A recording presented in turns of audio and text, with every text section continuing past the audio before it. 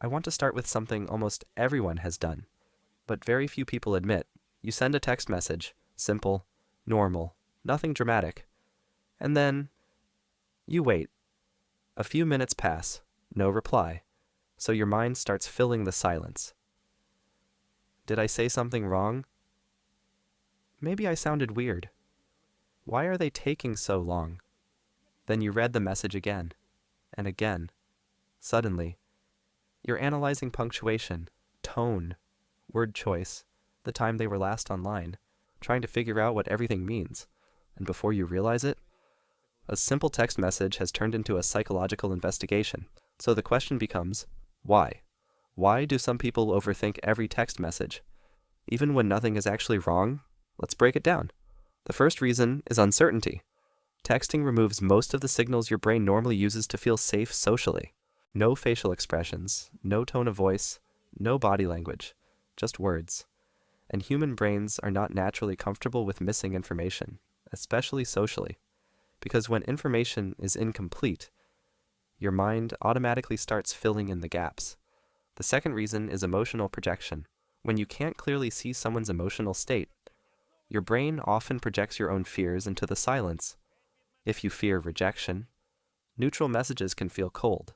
If you fear being misunderstood, short replies can feel personal, not because the message actually contains those meanings, but because your mind is trying to predict emotional outcomes. The third reason is self-awareness. Some people don't just communicate, they monitor themselves while communicating. How do I sound? Was that too much? Should I have worded it differently? And once your attention turns inward like that, texting stops feeling natural. It becomes performance. The fourth reason is delayed feedback. In real conversations, responses happen instantly, but texting creates pauses, minutes, hours, sometimes longer. And during that silence, your brain keeps working, trying to explain the absence of certainty, because uncertainty feels emotionally unfinished, and unfinished things are hard for the brain to ignore. The fifth reason is attachment. The more emotionally important someone feels, the more emotional weight their messages carry. A text from a stranger rarely changes your mood, but a text from someone you deeply care about, that can affect your entire nervous system, because now the conversation feels emotionally significant, and emotionally significant things get analyzed more deeply. The sixth reason is fear of social rejection. Humans are wired to care about connection. For most of human history, being rejected socially meant danger, so your brain became highly sensitive to signs of exclusion, even subtle ones. A dry reply, a delayed answer, a change in tone. And once your brain notices those things, it starts searching for meaning. The seventh reason is overexposure to digital communication. Texting gives your brain too much time to analyze. In real life, moments move quickly, but messages stay visible. You can reread them endlessly, which means your brain can keep reopening the interaction again and again. The eighth reason is emotional hypervigilance. Some people grew up needing to monitor emotional changes carefully.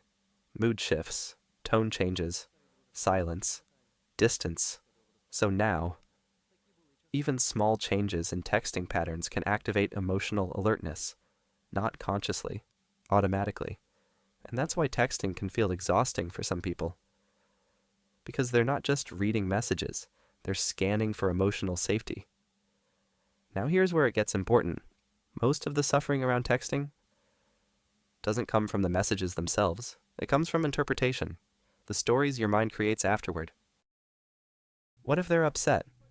What if I annoyed them? What if they're losing interest?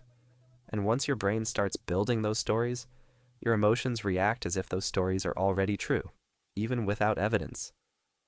But here's the truth most people don't realize. Most text messages are emotionally neutral.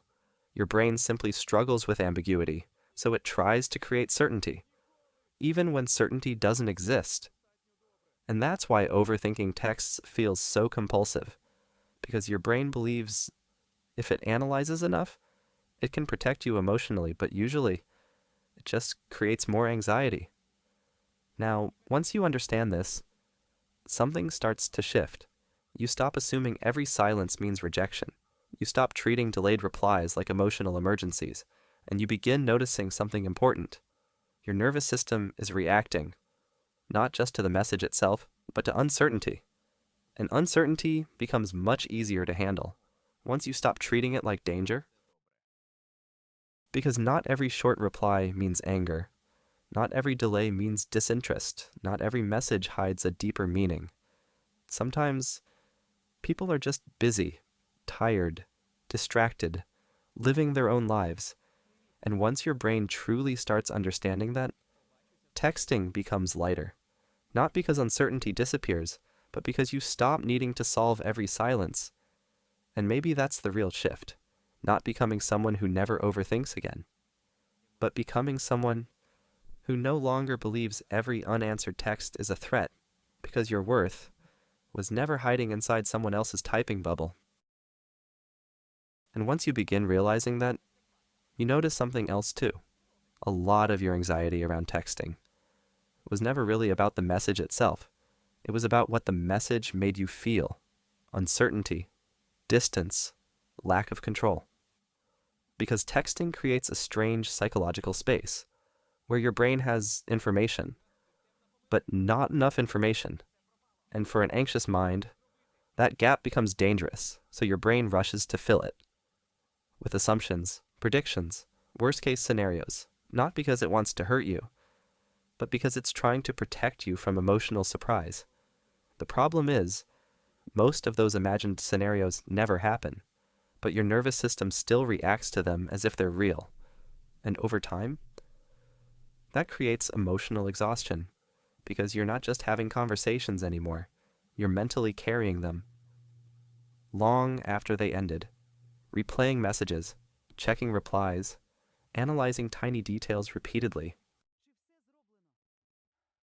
And eventually, your mind stops experiencing communication naturally. It starts treating every interaction like something that must be decoded perfectly. But real human communication doesn't work like that. People are inconsistent, busy, emotionally distracted. Sometimes they text differently because they're stressed, sometimes because they're tired, sometimes for no deep reason at all. And once you stop assuming every change means something about you, your mind slowly begins relaxing, because now you're no longer trying to control uncertainty through overanalysis. You're learning to tolerate not knowing. And that changes everything. Because emotional peace doesn't come from perfectly predicting people. It comes from trusting yourself enough to handle uncertainty without falling apart. And once your nervous system learns that, texting stops feeling like emotional survival. It just becomes communication again.